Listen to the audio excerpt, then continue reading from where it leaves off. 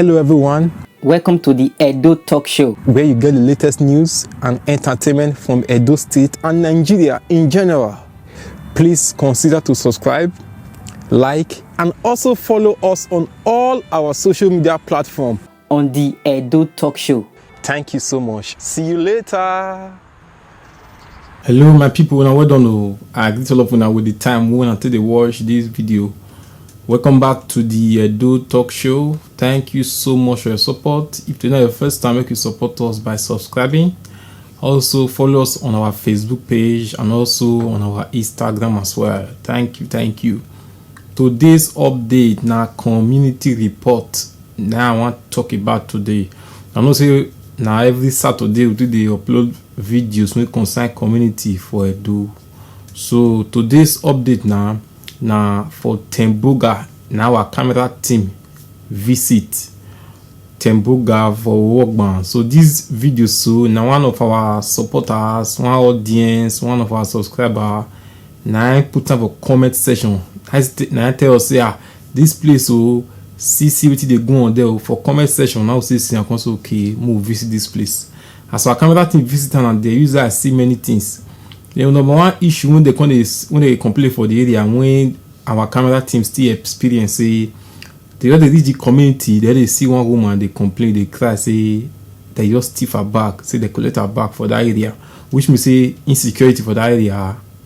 Now it dey higher side. So I beg, I will appeal to the state government and the vigilante then if they feel in any way put eye for that area as well, because the people for that area they complain say insecurity guy be, because they say they see one woman where they cry, they come as our camera team just they enter, which means say something is not that right there in terms of security.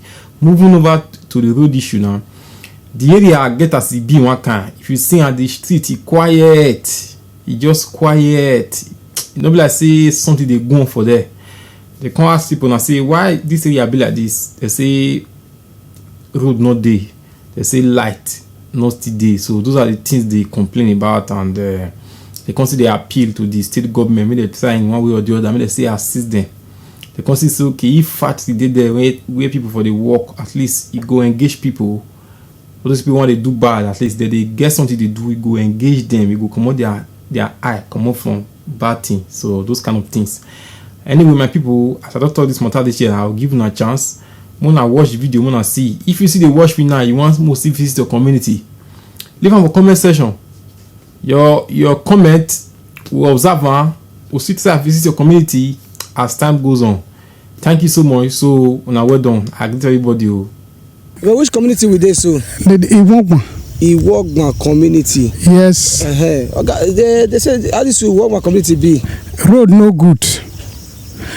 good. We no get type. We no get many things that happen for this side. Just to see transport, all those things they are happen. But we need the government to come help us. Why transport they have for this side now? Because road no good. If you read from the near Temboga now, it one cut to 2. From the end for there, one cut it to 2. We from this side to beg or Baseki to come work for this route. Okay, this road lead to Temboga. Lead for Temboga to Aduawa, Rama Park. Aduawa, Rama Park. And the road no good at all now? No good at all. That Temboga, why they call it Temboga? What do they do for there? Waiting that they do for there, you get a place for the rubber factory, Odia rubber factory, and from there to reach Temboga filling station for Upper Mission, no one good. No. We need help to come there, assist us. Apart from the road, which other problem again for this community? This community now, if you look at now, see they lonely now. Some people now they come because of the road not good. They go come hide for inside bush, robbing all those things. All the road now, mostly if you still look for some area now, it won't cut it to 2. So leg, now let leg on the pass some area.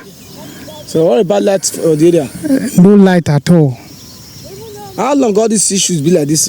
Just all from last year to this year now. No light, nothing. What about the road? The road no good. Thank you very much, sir.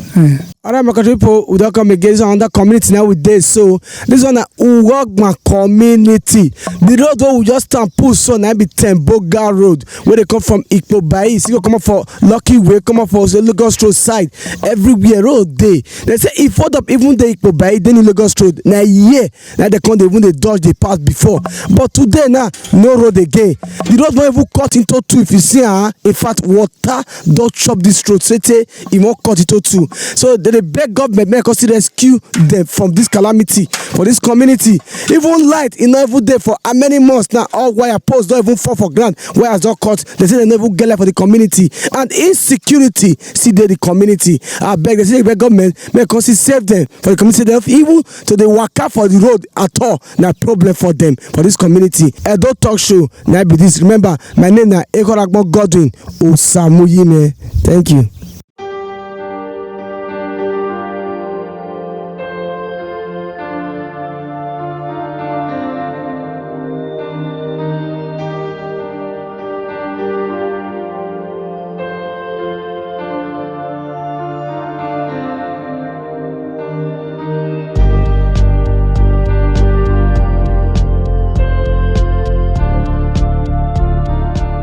They try their best because person in Nigeria they complain say Nigeria no good. They go they run, they come up for Nigeria, they travel go another place. If Nigeria good, everywhere good, nobody won't come out for Nigeria say he won't travel follow ground. Small children they die for road because of say Nigeria no good. May they try, may they make this Nigeria good for us. Make everybody who they they abroad go they come Nigeria say I want to balance for Nigeria.